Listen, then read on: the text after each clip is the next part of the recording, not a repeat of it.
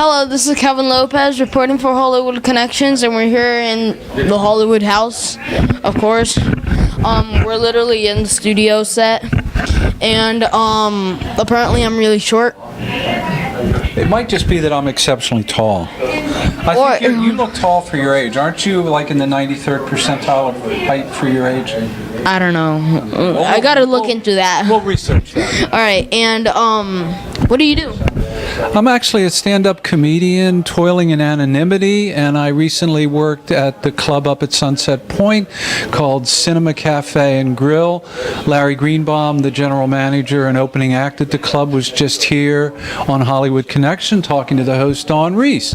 So yes, I'm one of the many comedians out there traveling around, hoping to get noticed by one of the agents that Hollywood Connection has on their show, so we can get off the road and we could play offbeat characters in movies. All right, and I can do Kramers like that. I can be like a nearsighted Kramer with shorter hair. And I won't make inappropriate remarks and use drugs and make a bleep of myself. So yeah, I can say bleep, right, Mom? And can you tell us some jokes? Sure. Let's see if I can tell an appropriate joke. All right, let me tell a joke that will tick off.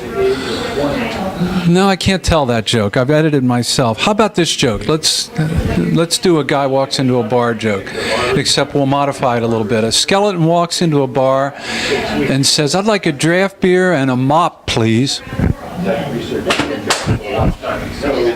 You get it, Calvin? Okay. I like this kid. He's a good audience. If he were in my audience every week, I'd be in the movie now.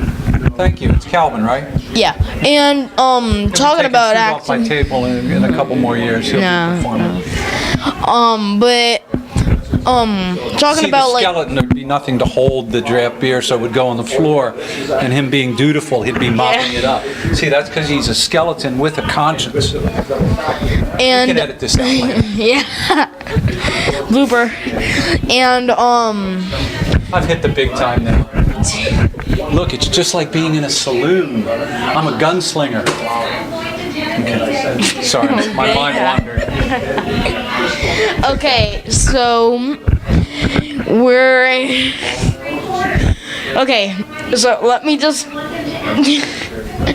acknowledge this.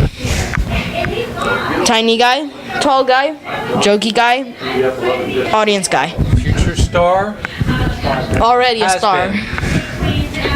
And talking about acting, you should really consider becoming an actor. Well, I mean, I've done a tiny bit of community theater because I am just a shade over 6'4", and I've been mistaken for John Heder, who was Napoleon Dynamite. I have tried to be mistaken for Matthew McConaughey, you know, the guy in the Chrysler commercials.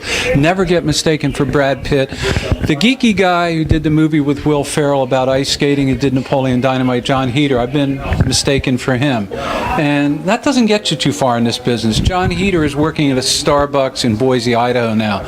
So yeah, hopefully he saved the money he made from Napoleon Dynamite. But yeah, I could play unusual roles, right? Yeah, like mystery roles, or like an actual like Mr. Movie, and you mystery role. Get it? Like mystery roles. Yeah, I could do. I don't know. I can't joke. I can't make jokes. I could be the community college professor who's lactose intolerant. You know, one of those oddball roles. You know, where has chronic flatulence or something, and that way he alienates his students. And once again, he ends up working at a Starbucks in Roanoke, Virginia. Somehow being a barista at Starbucks is the ultimate destination for most comedians and actors. All right, and how long has it been? Like it's tough five to minutes. That skeleton joke. True. All right. Another one. You want to hear another guy walks into a bar joke? Yes. Okay. Yes. Guy walks into a bar, and he sits down, and the bowl of peanuts says, "Did you just get a haircut, man? That is the best haircut I've ever seen. You're so well groomed. That's important in this day and age."